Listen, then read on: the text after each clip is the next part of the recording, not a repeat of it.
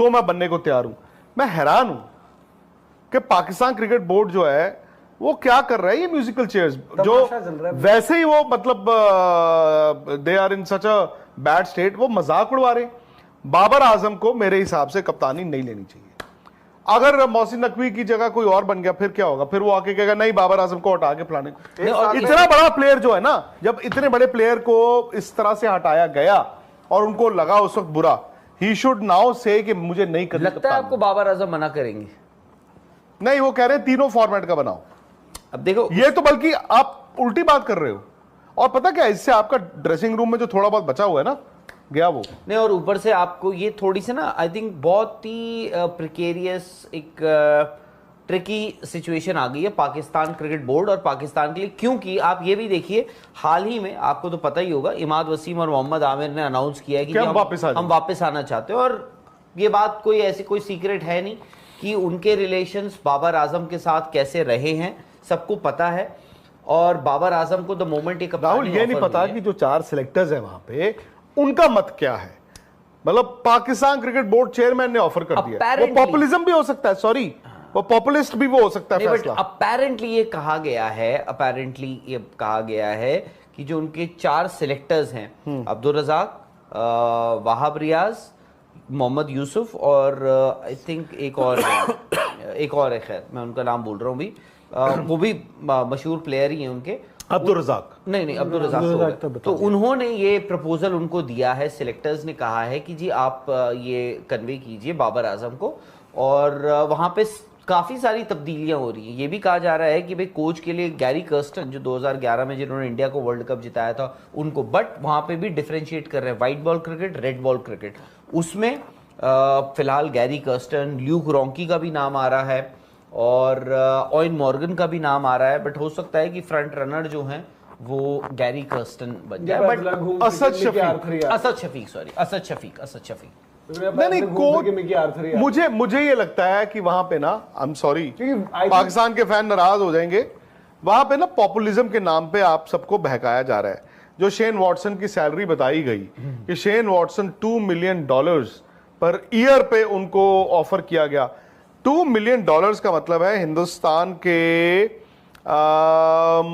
17 करोड़ रुपए इंडियन, जो कि पाकिस्तान के हो गए 55 से 60 करोड़ रुपए पाकिस्तानी। 17 करोड़ 17 करोड़ इंडिया के एनुअल। हाँ जी एनुअल और पाकिस्तान के हो गए 5 साल की पीएसएल, मतलब 50 से 60 crore Pakistani.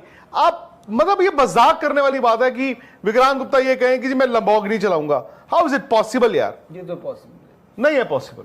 Let us be fair नहीं है भाई। वहां पे आप 60 करोड़ रुपए अपने पाकिस्तानी एक कोच को दे दोगे? मैं कह रहा हूं शेन वॉटसन, मैंने तो बोला कि वो 4-5 आई थिंक वो इतनी, मतलब मैं क्या बोलूं, कितनी हो सकती है वहां पे हेड कोच की सैलरी सालाना? पाकिस्तान अपने पैसों में, अगर पाकिस्तान अपने पैसों में बड़ी हद कर ले ना, बड़ी हद कर ले, तो अपने पैसों में उनके कोई 5 से 6 करोड़ रुपए के बीच उनके, हाँ, जो कि हमारे 1.5 करोड़ रुपए बनते हैं। It is called ROI, return on investment. India की फुटबॉल कोच की सैलरी कितनी होगी इस मामले में? अच्छा एक सेकंड, कोई अंदाजा लगा सकता है कि फुटबॉल आपको पता ही है कहाँ है इंडिया? 3 करोड़ सालाना। 3 करोड़। आप 1.5-2 करोड़ के आसपास। आप वही 2-3 करोड़ का इंडियन दैट इज कितना है? हाँ इतनी है, इतनी है $30,000 है monthly, which is not bad. हाँ 30-35 हजार प्लस $30,000 प्लस अदर कॉस्ट। मतलब ये है ना कि सर यार आप ऐसे नहीं कर सकते ना कि पाकिस्तान क्रिकेट बोर्ड, उनको पता है यार, उनको अपने कोच पैसे हो ना और कोच को दे दे वो 60 करोड़ रुपए ऑनलाइन रख लिए थे अपने उन्होंने कोच, जो मैं क्या ऐसे नहीं, मेरा सिंपल पॉइंट ये है, वो जो मर्जी कर रहे हैं। मैं ये बाबर आजम की कप्तानी का मैं देख रहा था, तो मैं ये कह रहा हूँ ये पॉपुलिज्म है। वो जानबूझ के खबर मार्केट में दे दो कि हम तो मनोज को 10 करोड़ रुपए दे रहे हैं, ठीक है मेरे पास 10 रुपए, पर मनोज को मैंने कहा, तो अब ऐसे थोड़ी होता है यार। आज कौन सा महीना और इतना पैसा कौन छोड़ेगा? लगभग इतने पैसे में शेन वॉटसन जो है ना, सिर के बल उल्टे। शेन वॉटसन ने क्या करके मना किया है? मुझे कुछ लीग्स खेलनी होती है, कुछ में कमेंट्री करनी होती। So are you telling me that Shane Watson commentary करते हैं 4 जगह, तो वो पाकिस्तानी 60 करोड़ रुपए साल के कमा लेते हैं? क्या बात कर रहे हो यार? तो अब मतलब वहां पे तो ये मजाक है। और अगर बाबर ने कप्तानी ली तो वो उस ड्रेसिंग रूम में कप्तान बन के जाएंगे जहां पे एवरीबडी प्लॉटेड अगेंस्ट हिम, और फिर आप जाते हो और वहां पता चला और अफरीदी 6 लोगों को अलग ले जाए। कभी भी नहीं। आप टर्न अराउंड टाइम, अब कप्तानी वापस होती है, कप्तानी वापसी भी आती। कप्तानी वापस के लिए कम से कम 12 महीने का वक्त होना चाहिए। आप दूसरे को भी 12 महीने दो, और आपको इतनी जल्दी क्या है? आप एक सीरीज आ रहे हो। हाँ, और क्या? ये काउंटर प्रोडक्टिव होगा अगर वो।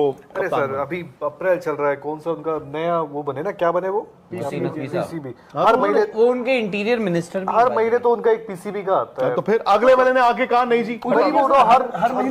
जहाँ फ्रेंड्स अभी आप देख रहे थे इंडियन मीडिया का रिएक्शन बाबर आजम की कैप्टनसी बैक होने के बाद उन्होंने जो रिएक्शन दिया है, और बाबर आजम को कैप्टनशिप लेनी चाहिए थी या नहीं चाहिए थी उसकी भी यहाँ पर उन्होंने डिस्कशन की है। सबसे पहली बात कर लेते हैं, बाबर आजम को कैप्टनशिप से निकालना ही नहीं चाहिए था। अब जब निकाल दिए हैं तो दूसरे कैप्टन को टाइम देने की भी ज़रूरत थी, लेकिन जिस तरह से उन्होंने एक सीरीज़ के बाद एक फास्ट बॉलर को कैप्टनशिप से निकालकर टीम का जो मोरल डाउन किया है, किसी को भी ऐसा लगेगा कि अगर वो सही से परफॉर्मेंस नहीं कर पाएगा तो वापस से दोबारा से उसी प्लेयर के पास जाएंगे, तो ये सही नहीं था। क्योंकि कुछ दिन या कुछ महीनों का टाइम उस नए कैप्टन को देना ज़रूरी था। बाबर आजम डेफिनेटली एक उनकी टीम की इस समय सबसे बेस्ट प्लेयर हैं और वही डिजर्व करते हैं कैप्टनशिप, लेकिन उन्हें जिस तरह से कैप्टनशिप से निकाला गया था कंट्रोवर्सी तरीके से, और बाबर आजम भी जब कैप्टनशिप छोड़ रहे थे वो काफ़ी नाराज़ थे। लेकिन पाकिस्तान बोर्ड का कुछ कह नहीं सकते, वो कुछ भी कर सकते हैं। और उनके जिस तरह से चेयरमैन हर महीने में बदलते रहते हैं, और हो सकता है कि अब दूसरा चेयरमैन आने के बाद फिर से किसी और प्लेयर को कैप्टनशिप दे सकती हैं। इस तरह के जो इंसिडेंट होते हैं ये नहीं होने चाहिए, क्योंकि क्रिकेट एक जेंटलमैन गेम है, उसको आप पॉलिटिक्स की तरह नहीं यूज़ कर सकते। और बाबर आजम को भी कैप्टनशिप इतनी जल्दी लेनी नहीं चाहिए थी, क्योंकि कुछ समय और अगर वक्त देते तो उन्हें पता चलता कि उनके टीम के पास कितनी क्वालिटी बची हुई है। मुझे नहीं लगता कि ये T20 वर्ल्ड कप के सेमीफाइनल तक पहुंच पाएंगे, क्योंकि जिस तरह से इनकी टीम है पाकिस्तान की, वो डिज़र्व ही नहीं करती। क्योंकि ना तो उनके प्रॉपर बल्लेबाजी करते हैं और उनकी बॉलर भी ज़्यादा फिट नहीं रहते। फिर भी देखना ये होगा कि कब तक और कहाँ तक ये टीम आगे सर्वाइव करती है, क्योंकि इसमें और भी कई उतार चढ़ाव आने वाले हैं।